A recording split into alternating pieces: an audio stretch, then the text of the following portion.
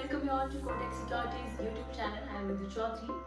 आपने गो कलर्स का नाम जरूर सुना होगा। इस ब्रांड को हम सब पहचानते हैं और इसी की पेरेंट कंपनी गो फैशन अब अपना आईपीओ लेकर आने वाली है। तो इस वीडियो में हम आपको इस आईपीओ की सारी डिटेल्स बताएंगे, इस कंपनी के बारे में समझेंगे, इनका बिजनेस मॉडल कैसा है, डिस्ट्रीब्यूशन किस तरह है और कंपनी कैसे ग्रो कर रही है। ये सभी इंफॉर्मेशन आज हम इस वीडियो के जरिए आप तक पहुंचाएंगे। लेकिन आप सबसे ये रिक्वेस्ट है कि do subscribe to our YouTube channel and hit the bell icon. So basically, the company offers one of the widest portfolios of bottom wear products among women's apparel retailers in India in terms of colors and style.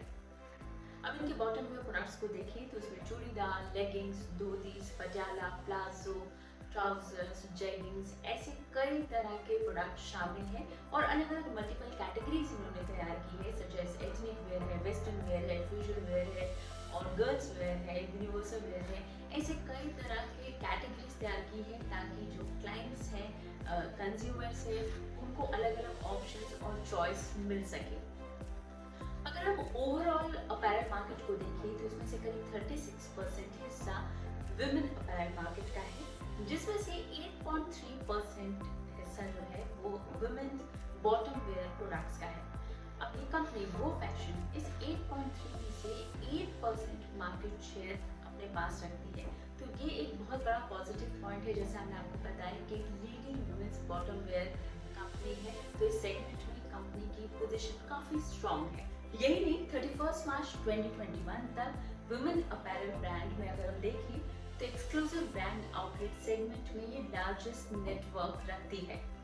Retail segment में गो fashion की presence काफी strong है। Exclusive brand outlets के जरिए गो colours अपने products directly consumers तक पहुंचा रही है।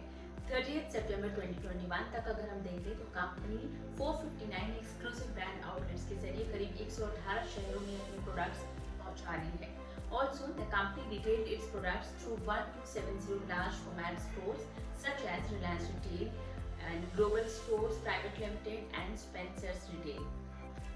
इसके अलावा ऑनलाइन मार्केट प्लेसेस और अपनी वेबसाइट के जरिए भी ये अपने प्रोडक्ट्स बेच रही है। Third point, Go Fashion has a standardized and scalable development model for its exclusive brand outlets based on its know-how and experience. Company अपनी स्टोर्स के size, location and rental cost को कंसीडर करके target customers को approach करती है। Next point, गो fashion अपने customers को premium quality products भी अफोर्डेबल प्राइसेस पर पहुंचाती है।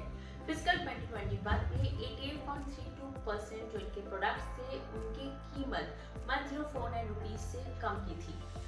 ऐसा लो प्रोक्योरमेंट और अपने जो कॉस्टिंग है, इनके ऑपरेटिंग कॉस्ट जो है वो कम रखने की वजह से कंपनी कर पा रही है। 30 सितंबर 2021 तक गो फैशन का नेटवर्क अगर हम देखें तो उसमें 120 सप्लायर्स और जॉब वर्कर्स शामिल है। अगला point, go fashion in house नए नए प्रोडक्ट्स डेवलप करती है। In the last 3 fiscals and in the 3 months ended June 30, 2021, company ने 20 नए प्रोडक्ट्स मार्केट में लॉन्च किए हैं। अब गो फैशन इंडिया के नंबर्स को देखें, इनके परफॉर्मेंस को देखें तो FY19 में कंपनी का टोटल इनकम 291 करोड़ रुपीस का था। FY20 में ये बढ़कर 397 करोड़ रुपीस हुआ और FY21 में ये वापस गिरा और अब 282 करोड़ रुपीस के लेवल पर है। नेट प्रॉफिट और लॉस को देखें तो FY19 में कंपनी का नेट प्रॉफिट 31 करोड़ रुपीस का था।